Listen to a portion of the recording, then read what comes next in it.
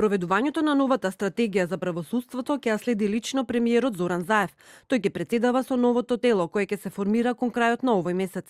Колку членови ќе брои советот и кој се друг ќе биде задолжен за мониторирање на реформата во правосудството, владиниот портпарол денес не кажа. Сега одиме во суштинска имплементација на реформите. Ги лоцира експертите кои се, што се, како се, направена е стратегијата 2017-2022. Сега одиме во нејзина имплементација, а со цел таа имплементација да биде адекватна, ќе се формира ова тело кое што ќе ја следи имплементацијата. Тоа што Заев ќе претседава со ова тело не значи дека премиерот има недоверба во министерот за правда, туку дека реформите во правосудството се издигнуваат на едно повисоко ниво, тврди владиниот портпарол.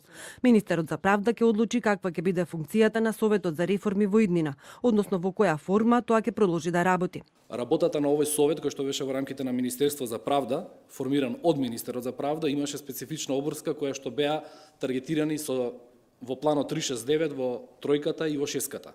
Работата е завршена. Од тој аспект успешно е завршена.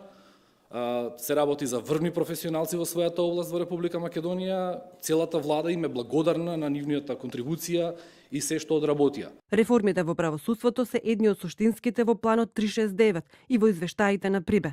Стратегијата за реформа на правосудството ја пишуваат 22 експерти, но дел од нив јавно се спротиставија на начинот на кој што работеше ова тело.